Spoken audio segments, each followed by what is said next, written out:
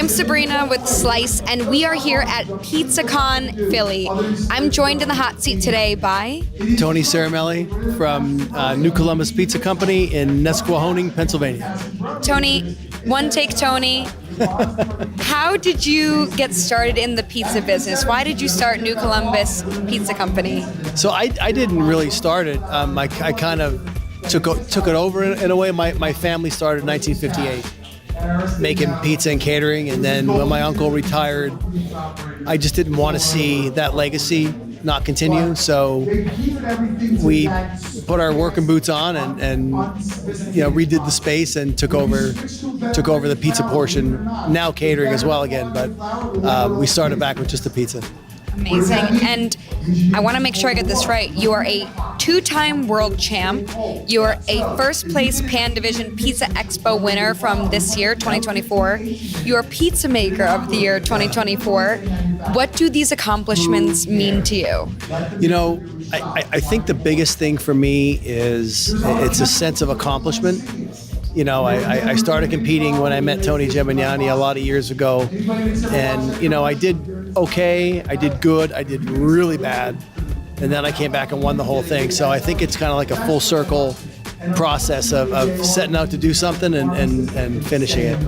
I love that you bring that up, the fact that you didn't win at first, you came back.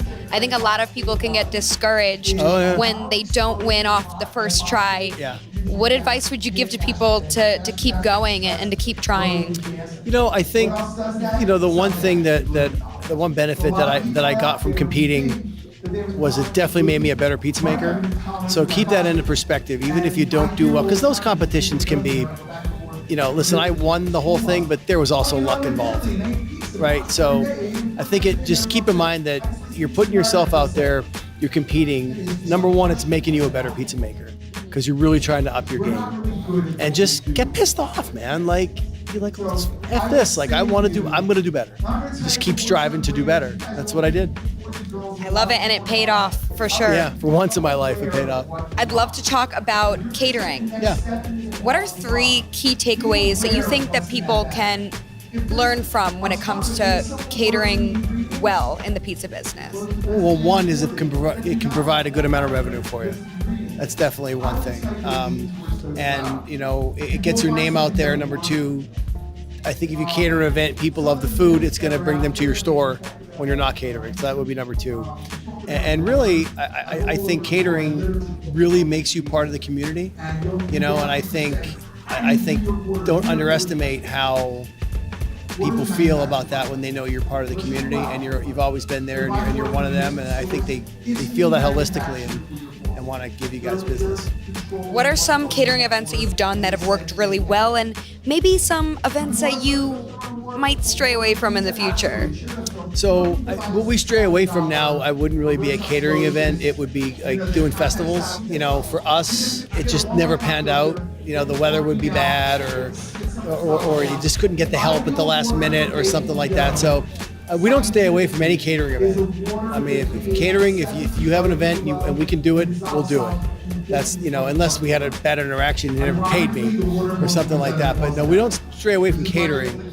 We do stray away from a lot of festivals anymore. It takes a big toll on us, so we kind of stayed away from those. And what events have you found a lot of success in or really enjoyed? I enjoy them all. I think my favorite events to cater are graduation parties, because someone's having a great time, they're embarking on a new part of their life, and weddings. I love catering weddings. Weddings are always a great event to cater. Everybody's in a good mood. Usually they're drunk, but it's something about a wedding is always really cool to cater. Very special. Very special. And that they're pizza lovers if they're having pizza specifically catered for the biggest day of their life. And typically, even events where we just do the pizza and we don't do the rest of the food, that's all they remember. They remember they had pizza at their wedding, so that's kind of cool. Pizza's love. Pizza's everywhere. How did the pandemic change the game when it comes to catering? How did it impact it? The pandemic didn't really affect us catering. Obviously, during that time it did. But once things lightened up, I think it got a little busier actually. for us, because people did a lot more outdoor events where we are, and they didn't have access to the kitchens and the halls and stuff. So we would go to an outdoor party and bring the oven and cook outside. So that definitely got busier for us in our area. But we weren't affected once things kind of lightened up a little bit. We were kind of back to normal. And if someone wants to dabble in catering, where would you suggest that they start first? Well, so I said it in the talk I just did. I think you have to define what catering is to you, right? I find that, like, for me, catering is owning the whole event. Like, I want to be the general contractor for everything: the food, the tables, the chairs, the linens, all that stuff. You don't have to do that. You have to decide what you want to cater, and that could just be sandwich trays, right? But if you're going to do that, make the best damn sandwich tray you could, and then go from there. That's great advice. And now I know that your father was a big inspiration to you. How do you keep his legacy going today? I know you make the pan-fried Zeppi spinach. Yeah. But how do you keep your father's legacy going in the work that you do? He's just with me all the time. I talk to him all day long. I can feel him with me all the time. And I think I just try and do. I try and do things the way he would want them done, and I know he would want them done a certain way. And then I look up at him. I'm like, listen, don't yell at me, but I'm doing it this way.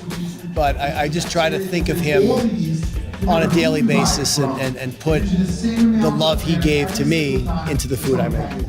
Any specific early memories that you have with your dad when it comes to pizza making that you recall? Yeah, he'd yell at me because I wasn't doing it right. It's only because he cared, right? Only because he cared. When it comes to catering, do you have repeat clients, or are they typically all new people? How do you get those people in the door knowing about your catering service? So again, we're fortunate. My family's been doing it for a long time, right? So even though the name is New Columbus Pizza, they know our last name, they know we cater. And we have a lot of repeat customers, and like I said up there talking, a lot of the catering at this point, we don't have to advertise as much anymore. It just comes from word of mouth. Especially being in a small community, we have, fortunately, more than we can handle sometimes. So. And with all the experience that you have, that's in your DNA, if you could give a new shop one piece of advice who's getting started, what would you tell them? So I think three things. One, make the best darn product that you could do. That's one. Number two, know your numbers. You got to know your numbers, and from every aspect of it. Price out your menu, know your P&Ls, all that stuff, and make sure you have enough working capital. Operating capital, I should say, because refrigerators break, ovens break, all that stuff, and I portion. I'm a very numbers person, so I budget percentages from each week to like an emergency fund and stuff like that. So I try to make sure we have enough capital around for when the rain comes, and it does. Well, Tony, we are so excited that you were one of the speakers here at PizzaCon, that you were here with us, that you came and chatted. Really excited for the next generation and all the continued success that's to come for you guys. I appreciate it. Thanks for having me.